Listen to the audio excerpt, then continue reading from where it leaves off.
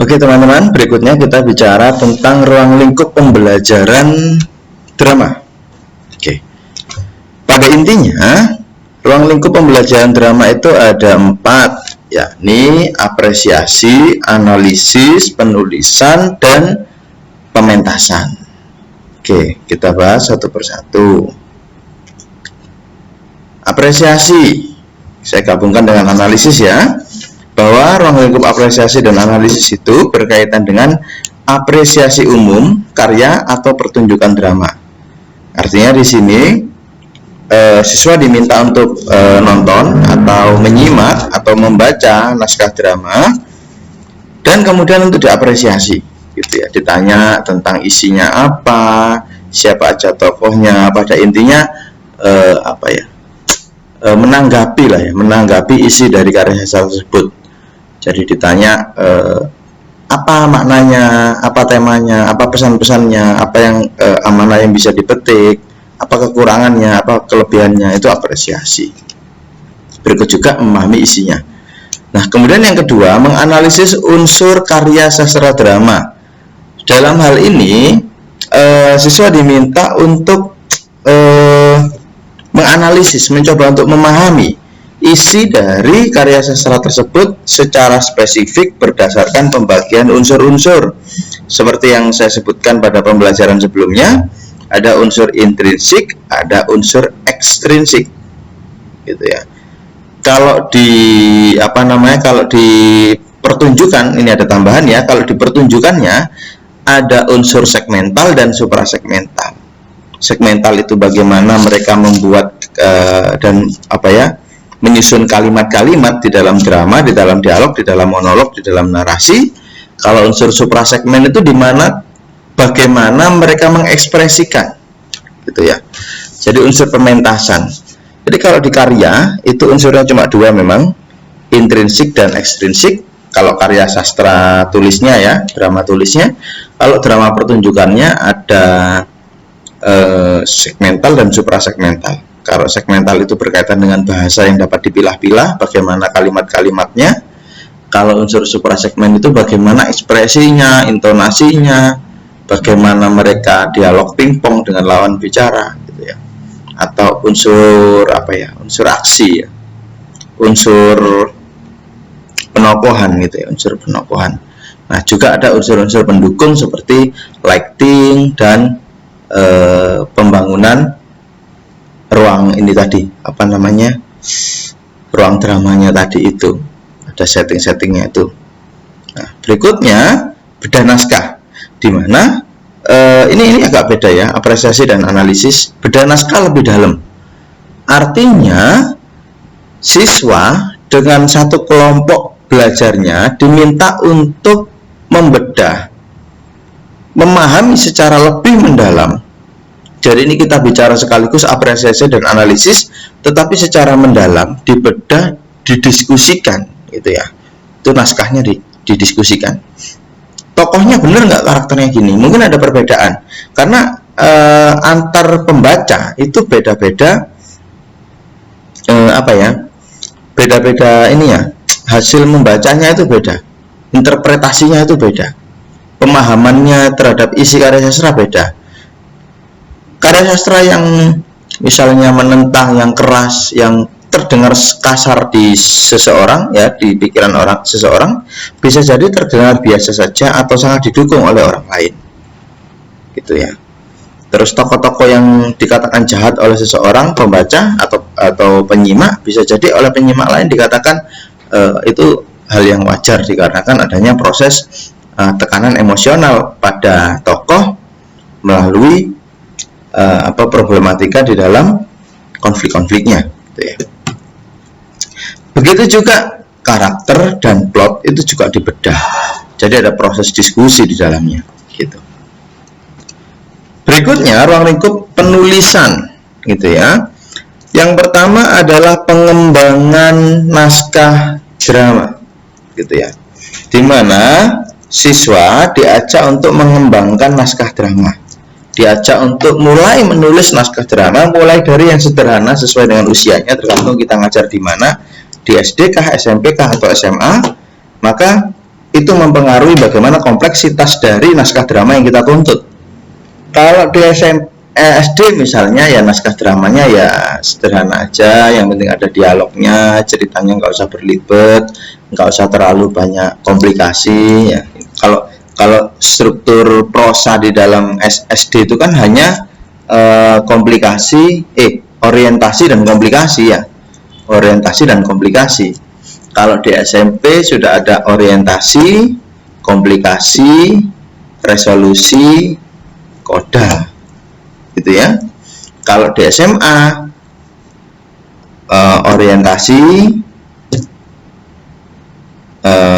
komplikasi, resolusi, evaluasi ya, komplikasi, evaluasi, resolusi, koda, gitu. Itu bagian-bagian dari naskah prosa di SD, SMP, SMA bedanya seperti itu. Nah, karena berbeda kompleksitas strukturnya, gitu ya, maka juga naskahnya juga akan berbeda, kompleksitas naskahnya beda, gitu.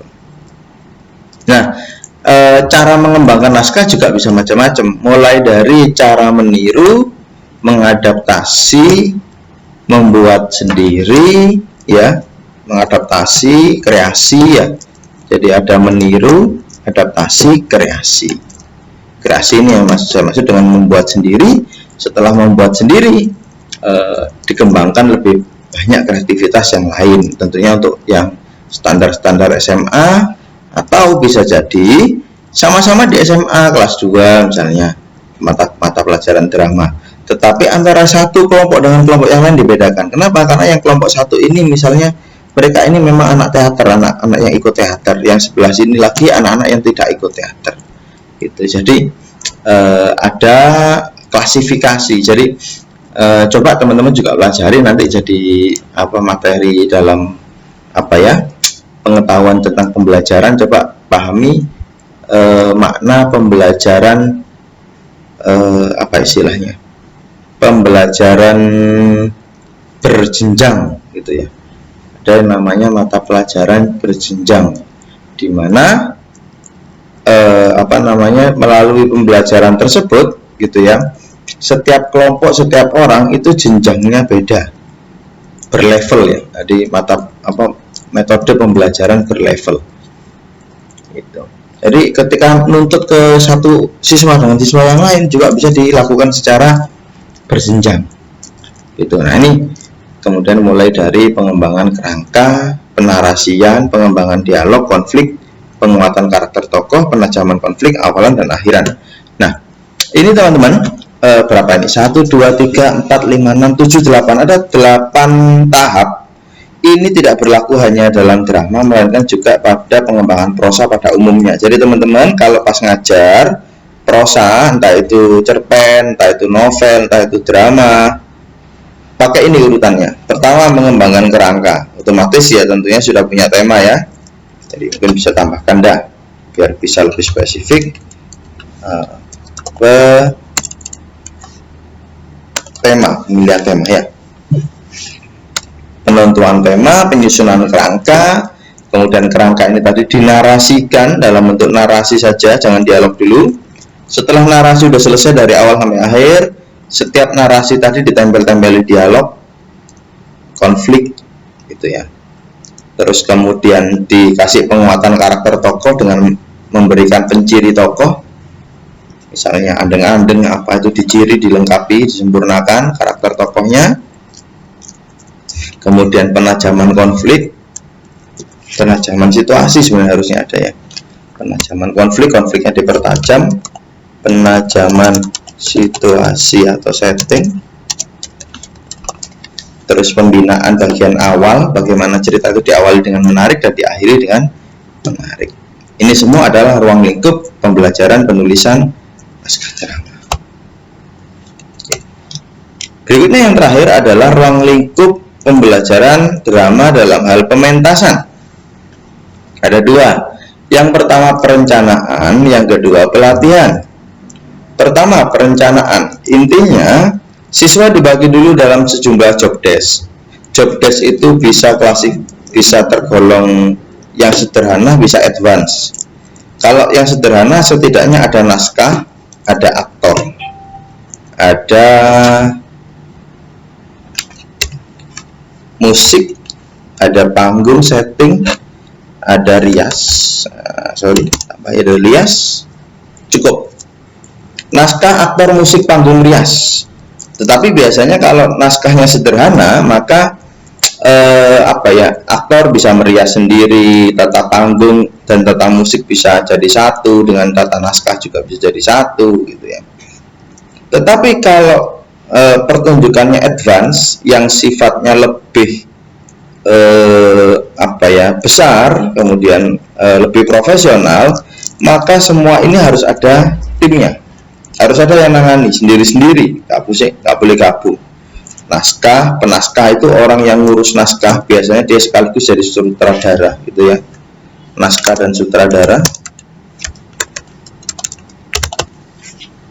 Sutradara, biasanya ada astrada atau asisten sutradara. Itu ya, jadi naskah, penaskah, sutradara, itu sekitar 3 orang. Jadi ada pembaca naskah, sekaligus dia jadi astrada, biasanya ada 2 orang karena butuh diskusi ya, dan yang satu lagi ada sutradara, gitu. Berikutnya ada aktor. Aktor tentunya aktor, pelatih aktor, pembina aktor, macam-macamnya. Nah, ini di luar di luar pembina ya, saya kira di luar pembina pembagian job desk ini masih aktor murni untuk mengerjakan jadi aktor. Berikutnya yang bekerja jadi di bagian musik. Musik ini bisa musik pengiring, bisa perekaman. Kalau misalnya dramanya adalah drama yang direkam, berarti dia bagian ngerekam, bagian menyiapkan musik, menyiapkan tata suara, gitu ya. Kemudian ada tata panggung dan setting, orang-orang yang bertugas untuk menyeting panggung, membuat situasi di panggung menjadi lebih bermakna sesuai dengan cerita. Apakah realis, apakah surrealis, apakah kontemporer. Jadi urusan panggung diurus dia semua. Berikutnya tata rias, gitu ya. Orang-orang yang bertugas untuk merias wajah dari aktor, dan tidak hanya aktor sebenarnya yang dirias, bisa juga musik dan panggung itu juga dirias. Misalnya nih, teman-teman yang jadi tata panggung, ya dirias dalam bentuk apa gitu ya, dalam bentuk yang sama, item-item gitu ya, biar nggak kelihatan di lighting.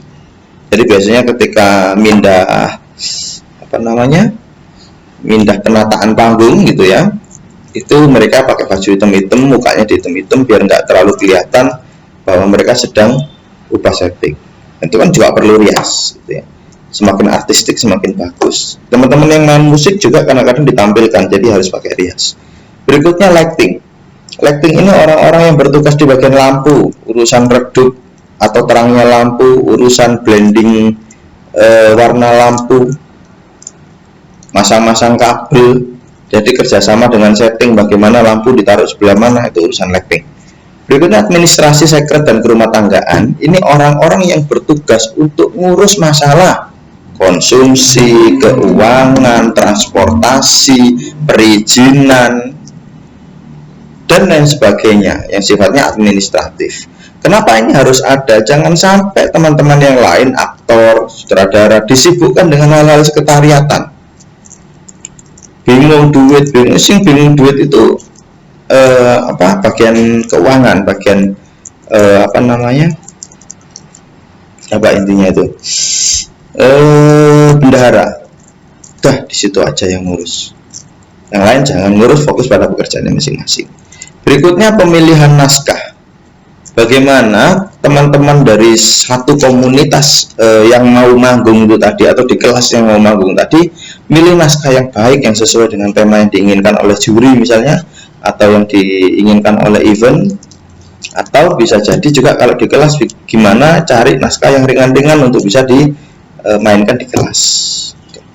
Berikutnya perencanaan bentuk dramanya. Setelah memilih naskah terus reading, biasanya dilakukan reading bersama, kemudian musyawarah untuk merencanakan jenis bentuk dramanya yang bagaimana, gambaran drama yang akan dilakukan seperti apa.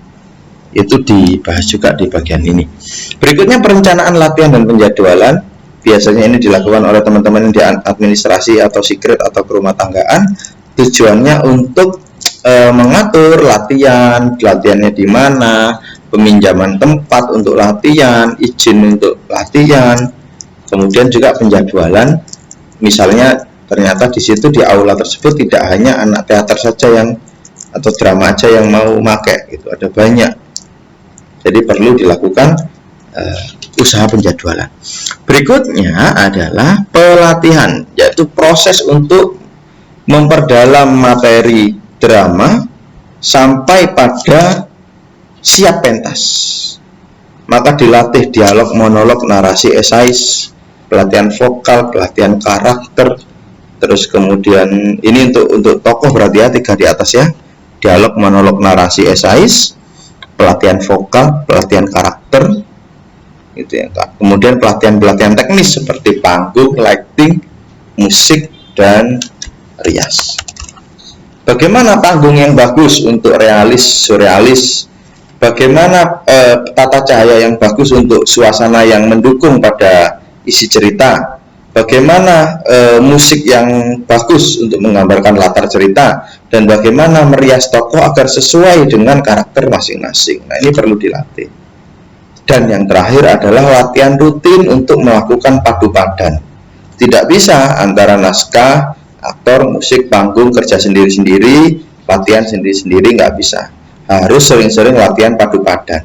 Kalau saya dialognya seperti ini, suasananya seperti ini, maka panggung bagaimana, lighting bagaimana, kemudian musik bagaimana, rias bagaimana, itu harus padu padan agar kelas atau komunitas itu siap untuk melaksanakan pementasan drama. Oke, itu tadi ruang lingkup tentang pembelajaran drama, gitu ya, mulai dari hanya pembelajaran drama di kelas yang hanya membaca, biasanya membaca dan memahami untuk menganalisis gitu aja, sampai pada pembelajaran yang kaitannya dengan pementasan. Adapun selebihnya pembahasan dari kelompok sudah luar biasa, saya kira bisa disimak pada lanjutan dari video ini. Terima kasih. Assalamualaikum warahmatullahi wabarakatuh.